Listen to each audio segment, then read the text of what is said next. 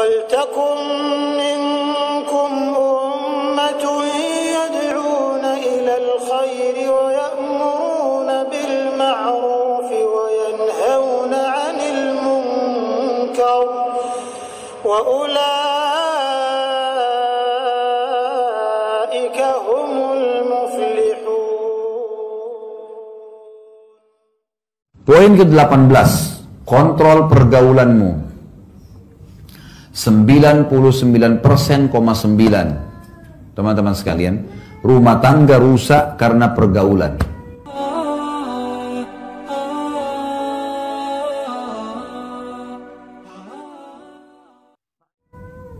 Penyebab utamanya ini.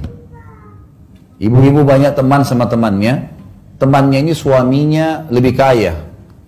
Ditarik ke retorika kehidupan itu di dalam sini. Suami kita cuma mampu memang belinya begini. Ranjang yang bisa dibeli 5 juta, yang sana beli ranjang 150 juta, nggak bisa ketemu. Kalau tarik itu ke sini bakal kacau semua, gitu kan? Si laki-laki lihat istri temannya selalu berpenampilan seperti A atau B atau C.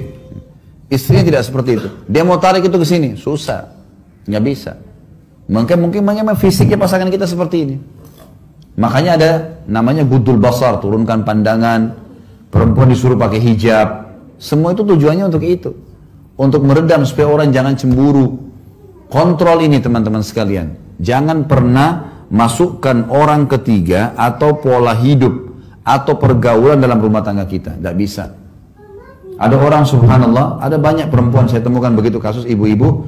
Semua yang dia hadapin suaminya pemikirannya temannya. Sampai pernah terjadi perceraian. Ini dia masih cinta sama suaminya. Suaminya cinta sama dia, ribut sedikit, dia akhirnya konsultasi sama temannya, masih gadis tua, nggak menikah. Orang ini nggak ada pengalaman rumah tangga. Diajak musyawarah sama dia.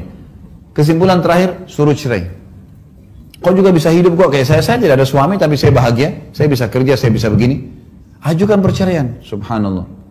Gara-gara pergaulan tuh, bahaya sekali. Berapa banyak laki-laki begitu, ceraikan istrinya.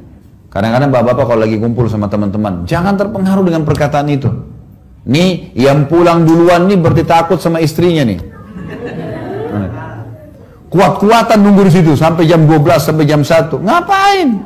Untuk apa? Pulang lebih enak sama istri, ngobrol, bisa bercumbuan, bisa makan sama-sama. Ngapain terus sama teman-teman habisin waktu tuh?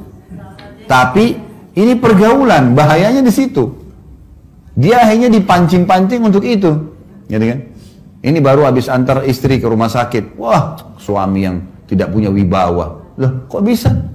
Istri sakit. Utsman bin Affan itu tidak ikut berperang loh di perang Badar. Kenapa? Karena istrinya Ruqayyah sedang sakit. Anak Rasulullah SAW sampai Nabi bilang, jangan kau ikut Utsman, urus istrimu. Disuruh istrinya urus. Betul anak Nabi SAW, tapi tidak dianggap aib. Tidak jadi jihad gara-gara istrinya sakit. Bukan aib itu. Kenapa harus kita merasa malu dengan mengantar istri, dengan menemani dan seterusnya? Kenapa harus merasa malu karena seorang istri tunduk sama suaminya? Asma binti Abi Bakar radhiyallahu anha berkata, saya sangat bakti dengan Zubair, suaminya. Sampai saya menyiapkan makanannya, minumannya, pakaiannya, air yang dia pakai, yang saya bawa dari jarak jauh, dari sumur. Zaman sekarang sudah tinggal buka keran selesai. Dulu Asma binti Abi Bakar ini memikul dengan punggungnya, bawa air untuk suaminya mandi. Dan saya mengurus anak-anaknya serta menggantikan sepatu kudanya. Jadi sangat luar biasa itu. Dan mereka tidak merasa aib dengan itu. Karena dia kejar ridhonya Allah di sini. Bagaimana memaksimalkan pasangan dalam masalah ini. Jadi kontrol pergaulan. Ingat, kata Nabi SAW, Al-mar'u adini khalili, seseorang sesuai dengan agama temannya. Hati-hati teman-teman sekalian. Kita bergaul dengan pengangguran, kita jadi pengangguran. Kita bergaul dengan pemabuk, kita jadi pemabuk. Saya kasih contoh gini. Kalau saya bergaul dengan 10 orang perokok, saya tidak merokok. Hari pertama, hari kedua, kita akan terbiasa minimal dengan baunya. Seminggu mereka akan bilang coba aja sebatang. Sebulan kita akan merokok bersama mereka. Setahun bisa jual rokok. Kita balik sekarang. Saya punya 10 orang teman penghafal Al-Quran.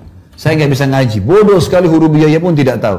Hari pertama, hari kedua saya malu. Seminggu kemudian boleh belajar huruf hijaiyah. Sebulan kemudian bisa ngaji, setahun kemudian bisa hafal Quran bersama mereka. Hati-hati pergaulan, bergaul sama orang rusak, rusak kita. Bergaul dengan orang baik, maka baik kita.